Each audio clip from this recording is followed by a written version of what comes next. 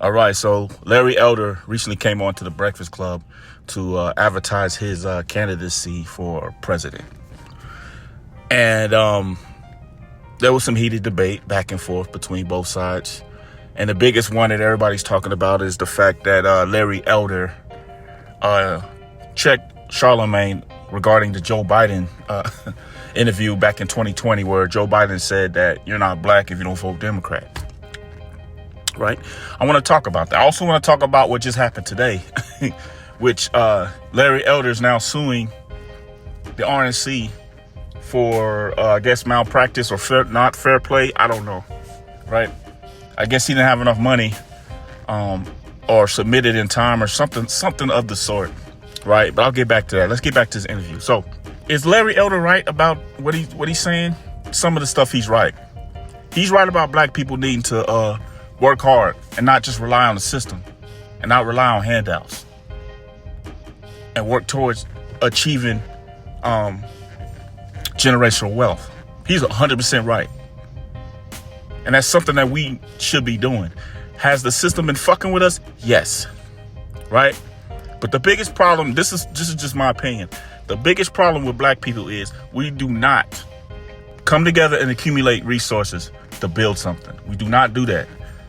Now, we might give somebody resources like, I don't know, Dr. Umar Johnson to open up a school, or, give stuff to Tariq Nasheed to build a museum or a coffee shop, whatever you want to call it, right? But that's not what I'm talking about. And that's building generational wealth for those guys.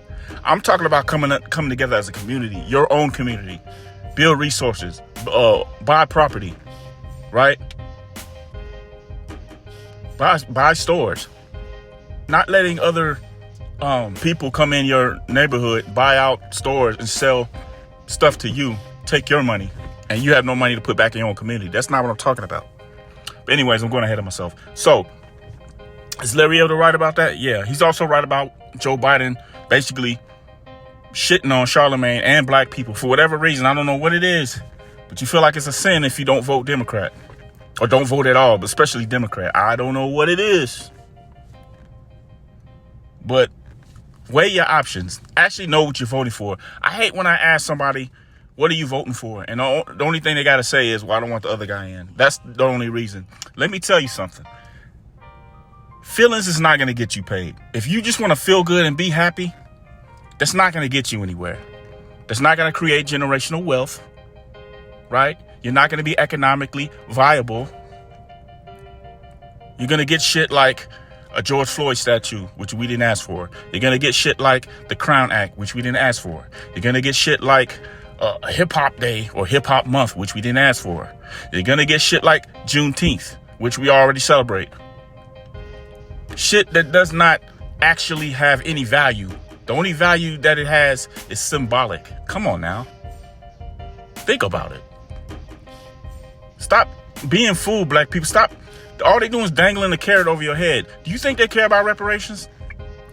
No. The mere mention of it, they just squint their eyes. But let a couple of Asians get knocked out, beat up for 2 months in the wintertime. I think a month after he got inaugurated, a month after that, the little Asian shit started happening, right? Before summer, they had their own crime bill. Black people. We've been victims of hate crime since the beginning of time. And when I mean victims, I mean percentage-wise, we are the highest. And there is not a single piece of legislation or bill towards that. So why aren't you voting for that? Huh? Why are you voting for that? I mean, like, come on, people. So, yeah, just voting Democrat. And I'm not saying you need to be a Republican or a Democrat. I'm saying vote for your best interest. And I'm going to tell you right now, the Democrats and the Republicans don't give a shit about you. You got to make them give a shit by holding your vote. And not just vote for the person who you feel warm and fuzzy about. Think about it. So, yeah, There was some other things in the interview that nobody really talks about. But there was a chick on the show, I don't know her name, but she debated Larry Elder, and this is going to segue into the other part of this. But she was talking about systems and who runs the system. Now, she had a point. She was onto something. The only problem is she was getting a little bit emotional about her argument. She was onto something. And if you can tell, you listen to Larry Elder, and he will not say nothing about white people. You know what I mean? And Charlamagne had a point, too. He said, what do white people do? And then Larry Elder just shut up. You know what I mean? And again, I know he's a shill. He has the same talking points as the Candace Owens, all the people on the right, the racist white. He has all the same talking points. So you already know what's going to come out of his mouth. You always hear 1350 all the fucking time. Right? So, she had a point. She was on to him about, who created the system. And there's a systematic racism. In which I say, fuck yeah. Come on now. I ain't that dumb. And anybody that ignorant is just bullshitting. They fooling themselves. Right? But they had a point. They were talking about, there's a system in place to keep you from getting to a certain point. This is true. Right? But Larry Elder's his rebut was, well, you just need to work harder. Pull yourself up by the bootstraps. That type of talk. That same talking point. Right? Not only a couple days later, he doesn't get accepted to the debate. Right? For the RNC. He doesn't get it at all. Right? He said he had the money. Who knows, right? But he didn't get accepted. So now he wants to sue. So it went from him telling black people don't whine and cry about things, just do something about it, to him whining and crying about him not being able to be in the debate. I swear I can't make this shit up. The jokes write themselves. Right? So now you got people clowning him now, you know what I'm saying? And yeah, man. What do you say about that? Do you say there's a system in place that's not fair to your advantage, or do you still think the system is fair? Right? One thing I don't like about people is when they speak in absolute, because nothing is ever absolute. Nothing is absolute. So when people say there's no racism like that, bullshit. That's an absolute. There is no such thing as that.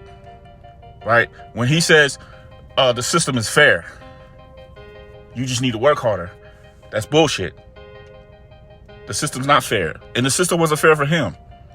So he got his Negro wake-up call. You know what I'm saying? But again, man, the Breakfast Club, he gave him a little bit of that work. Charlamagne, he wasn't prepared. I mean, I know he gave him Larry Elder speaking, donkey of the day, right? But, during that interview, like, Larry Elder was ready. He was cocked and loaded. And again, a lot of shit I don't agree with him with, but there's some things I do agree with him with. Now, going back to Charlamagne, I don't know what it is, man, about him saying, it didn't bother him that Joe Biden said he ain't black if you don't vote Democrat. He said it doesn't bother him, just like he's not gonna let him speaking Larry Elder, bother him. That's the wrong approach, man. It should bother you. It really should, because it tells you how the Democrats think of black people. Hell, even the Republicans. The Republicans are already running off the fact that they don't need your vote.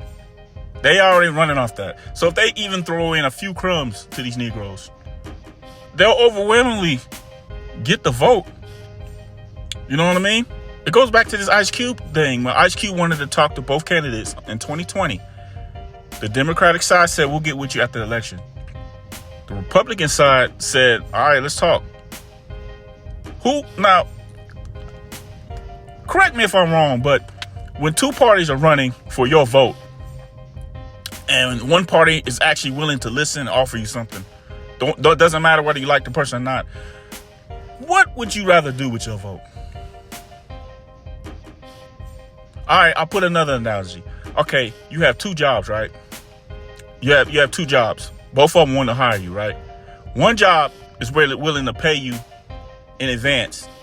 They're going to give you an advance right there, a bonus right there, and they're going to pay you more. But you don't like the job. You don't like them. And then the job, you like the manager or you like the job, but they're not going to give you a bonus, and and they're not going to pay you for 2 weeks. Which one would you pick? Just because you like one job, you go to the job you like, or would you go with the other job that's going to benefit you? And that's the problem with black people. They want to go to what they like.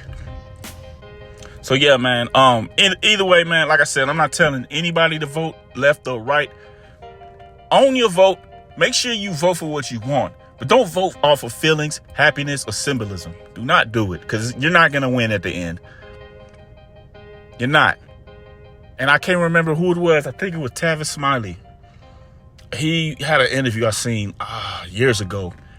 And he said that Bill Clinton was so shocked and somewhat happy that black people didn't ask him for nothing the whole time he was president.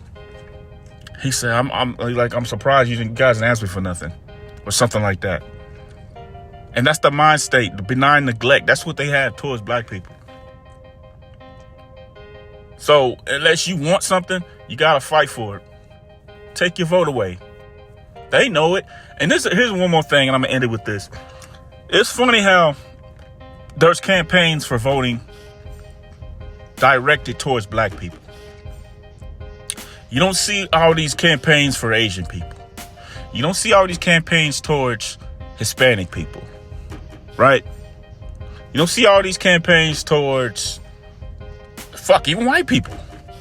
It's just, for some reason, black people, there's targeted advertisements for getting the black people to vote. And most of these advertisements are towards the left, right?